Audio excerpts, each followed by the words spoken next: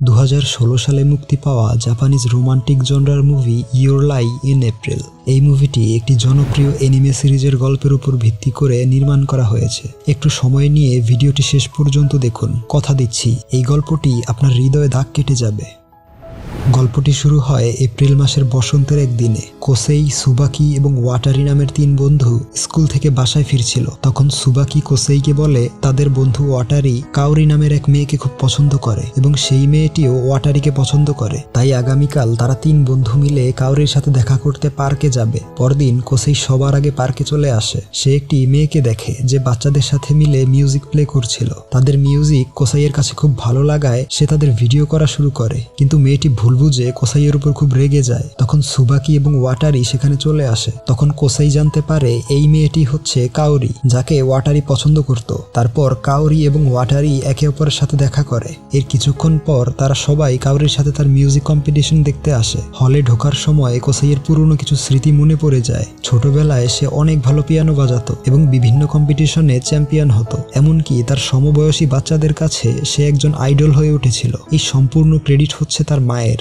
কারণ তার মা ছিলেন অসাধারণ একজন পিয়ানিস্ট। তিনি চ্যাম্পিয়ন ট্রফির চেয়ে নির্ভুলভাবে পিয়ানো বাজানোকে বেশি প্রাধান্য দিতেন। কিন্তু কোসেইয়ের নজর ছিল শুধু ট্রফির দিকে। এই জন্যে তার মা প্রায় তার উপর রেগে যেত। তিনি এক মরণ ব্যাধি রোগে আক্রান্ত ছিলেন। তার ছেলেকে একজন ফ্ললেস পিয়ানিস্ট হিসেবে দেখার আগেই তার মৃত্যু হয়ে যায়। এরপর থেকে কোসেই আর কখনো পিয়ানো প্লে করতে পারতো না, কারণ পিয়ানো প্লে করার সময় তার চারদিক অন্ধকার হয়ে আসতো এবং কিছুই শুনতে পেত না। এরপর ফ্ল্যাশব্যাক থেকে গল্প রিয়েল টাইমে চলে আসে। তখন কাওরি স্টেজে পারফর্ম করছিল। সেই কম্পিটিশনের রুলসের তুলনায় সে অনেক ফাস্ট ভায়োলিন প্লে করে। মনে হচ্ছিল কম্পিটিশনটা তার কাছে কোনো ম্যাটার নয়, শুধুমাত্র নিজের খুশির জন্য সে ভায়োলিন প্লে করছে। সেটা দর্শকরা খুব এনজয় করলেও বিচারকরা মোটেও পছন্দ করে না। পরদিন স্কুল থেকে বাসায় ফেরার সময় কোসেই এবং কাওরির দেখা হয়। কাওরি এবং ওয়াটারির রেস্টুরেন্টে যাওয়ার কথা ছিল, কিন্তু ওয়াটারি তার খেলার প্র্যাকটিসে থাকায় কাওরি কোসাইকে ধরে রেস্টুরেন্টে নিয়ে আসে। রেস্টুরেন্টে একটি পিয়ানো ছিল যেটা বাচ্চারা প্লে করছিল। কাওরি বাচ্চাদের কাছে গিয়ে কোসাইকে দেখিয়ে বলে এই লোকটা হচ্ছে বেস্ট পিয়ানো প্লেয়ার। এই শুনে বাচ্চারা কোসেইকে ফোর্স করে পিয়ানো প্লে করার জন্য নিয়ে যায়। তার মিউজিক শুনে সবাই অবাক হয়ে যায় যে এত সুন্দর মিউজিক কে বাজাচ্ছে। ঠিক তখনই কোসেইয়ের চারদিক অন্ধকার হয়ে আসে এবং কিছুই শুনতে পায় না। তখন কোসেই সেখান থেকে দৌড়ে বেরিয়ে যায় এবং কাওরিও তার পেছনে চলে আসে। কাওরি খুবই চঞ্চল এবং ফ্রি টাইপের একটি মেয়ে ছিল। সে তার জীবনের প্রত্যেকটা মুহূর্ত এনজয় করত, কিন্তু কোসেই ছিল তার উল্টো। তারপর কাওরি কোসাইকে ধরে সানসেট দেখাতে নিয়ে যায়। কাওরি ওয়াটারিকে রেখে কোসাইয়ের সাথে এত ঘনিষ্ঠ হওয়ার কারণ কি তা ভিডিওর শেষে জানতে পারবেন। তারপর কাওরি কোসাইকে বলে তুমি আমাদের জেনারেশনের সবচেয়ে বেস্ট পিয়ানো প্লেয়ার ছিলে। বাচ্চাদের কাছে তুমি ছিলে তাদের ইন্সপিরেশন, কিন্তু হঠাৎ করে তুমি হারিয়ে গেলে কেন? কোসাই বলে যখনই আমি পিয়ানো প্লে করা শুরু করি আমার চারদিক অন্ধকার হয়ে যায় এবং আমি আর কিছুই শুনতে পাই না। তখন কাওরি তাকে মোটিভেট করে বলে আমার পরবর্তী কম্পিটিশনে পার্টনার হিসেবে একজন পিয়ানো প্লেয়ার লাগবে, আর তুমি হচ্ছ আমার দেখা বেস্ট পিয়ানিস্ট। তাই প্লিজ প্রস্তুতি নাও, তুমি থাকলে আমি অবশ্যই কম্পিটিশনটা জিততে পারবো। কিন্তু কোসাই তাকে সরাসরি মানা করে দেয়। এই কথা তার বন্ধু সুবাকি জানতে পারে। কোসাইকে আবারও মিউজিক জগতে ফিরিয়ে আনার জন্য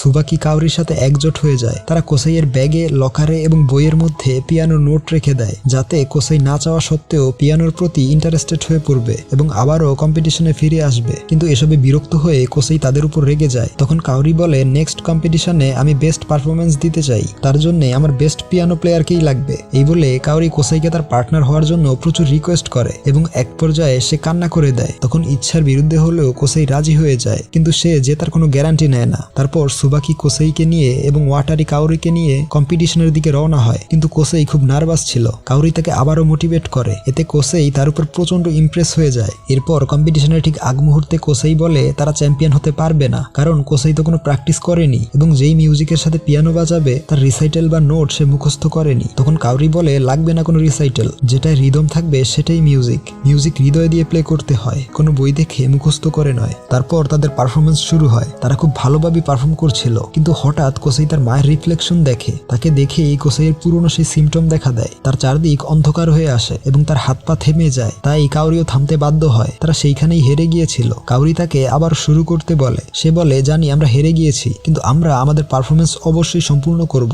তখন কাওরির বলা কথাগুলো আবারও কোসাইয়ের মনে পড়ে যে মিউজিক হৃদয় দিয়ে প্লে করতে হয়। তারা আবার শুরু থেকে পারফর্ম করে এবং সেরাটা দিয়ে পারফরমেন্স শেষ করে। তার পরদিন রাস্তায় কাউরি কোসাইকে দেখে বলে যে তাদের পারফরমেন্স দেখে সেখানকার অর্গানাইজার তাদেরকে বড় একটি কনসার্টে পারফর্ম করার সুযোগ দিয়েছে। এই খুশিতে কাউরি ব্রিজ থেকে নদীতে লাফিয়ে পড়ে। তাকে দেখে কোসাই বলে আমিও আর ভয় পাই না, আমি সবকিছু করতে পারি। এই বলে সেও লাফিয়ে পড়ে। তারা দুজন সম্পূর্ণ ভিজে গিয়েছিল এবং কাউরির বাসা এখান থেকে অনেক দূর, তাই সে কোসাইয়ের বাসায় চলে আসে। কাউরি সেখানে কোসাইয়ের মায়ের পিয়ানোটা দেখে। সেই রুমটা একদম অগোছালো ছিল, কারণ কোসাই অনেক আগে মিউজিক ছেড়ে দিয়েছিল। কাউরি সেই রুমটা গুছিয়ে পিয়ানো প্লে করছিল। এই দেখে কোসাই অবাক হয়ে যায় এবং তাদের দুজনকে সুবাকি দূর থেকে দেখতে পায়, কারণ সুবাকি এবং কোসাইয়ের বাড়ি পাশাপাশি ছিল। তারপর কোসাই এবং কাউরি স্কুলে একসাথে মিউজিক প্র্যাকটিস করা শুরু করে। ধীরে ধীরে তারা দুজন খুব ভালো বন্ধু হয়ে ওঠে। এরপর থেকে কোসাই তার বাসায় প্র্যাকটিস করত।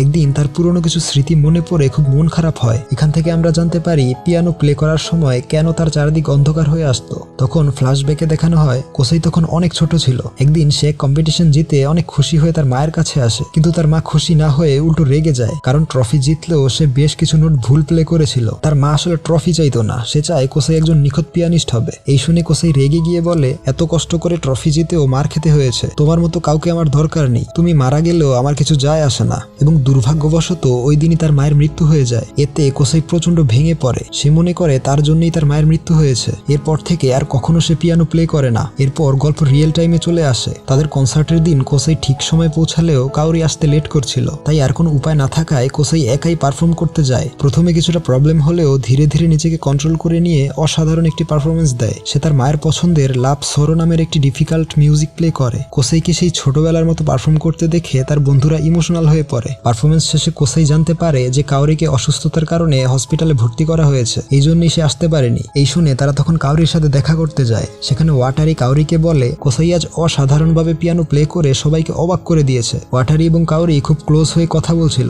এই দেখে কোসাই কিছু না বলে হসপিটাল থেকে চলে আসে। রাতে কাউরি তাকে ফোন করে জিজ্ঞেস করে কেন সে কিছু না বলে হসপিটাল থেকে চলে আসলো। তারা দুজন অনেকক্ষণ কথা বলে। তার সাথে কথা বলে কোসাইয়ের অনেক ভালো লাগে। কথা বলা শেষ করে কাউরি যখন হসপিটালে তার বেডের দিকে যাচ্ছিল তখন হঠাৎ সে পড়ে যায়। অনেক চেষ্টা করেও কাউরি উঠতে পারে না। এতে সে প্রচন্ড কান্না করতে থাকে। এখান থেকে আমরা বুঝতে পারি সে সিরিয়াস কোনো রোগে ভুগছে, যা সে তার বন্ধুদের কাছ থেকে লুকিয়ে রেখেছে। তার কিছুদিন পর স্কুল থেকে বাসায় ফেরার সময় কোসাই কাউরিকে দেখতে পায়। কাউরি বলে, তুমি একটা হার্টলেস মানুষ, এই কয়েকদিন তুমি একবার হসপিটালে আমাকে দেখতে আসোনি। তারপর কাউরি তাকে ওয়াটারের বিষয়ে জিজ্ঞেস করে। কোসাই বলে সে প্র্যাকটিসে ব্যস্ত আছে। তাই কাউরি আবারও কোসাইকে নিয়ে ঘুরতে বের হয়। সারাদিন ঘোরাফেরা করে রাতের বেলা কাউরি বলে সে স্কুলে তার ব্যাগ রেখে এসেছে। স্কুলে এসে তারা কোনো ব্যাগ খুঁজে পায় না। তখন কাউরি বলে, সরি, আমি তোমাকে মিথ্যা বলেছিলাম, আমাকে এখনো হসপিটাল থেকে রিলিজ করা হয়নি, বরং দিন দিন আমি আরো বেশি অসুস্থ হয়ে পড়ছি। আমি শুধুমাত্র আজকের জন্য স্পেশাল পারমিশনে হসপিটাল থেকে এসেছি। এই বলে কাউরি কান্না করতে থাকে এবং আজ প্রথমবারের মতো সবসময় হাসি খুশি থাকা চঞ্চল মেয়েটিকে কান্না করতে দেখে কোসাইও ইমোশনাল হয়ে পড়ে। তখন হঠাৎ কাউরি সেখানে অজ্ঞান হয়ে যায়। কোসাই তাকে হসপিটালে নিয়ে আসে। কাউরির জ্ঞান ফিরলে সে কোসাইয়ের কাছে ক্ষমা চায় তাকে এত বেশি বিরক্ত করার জন্য।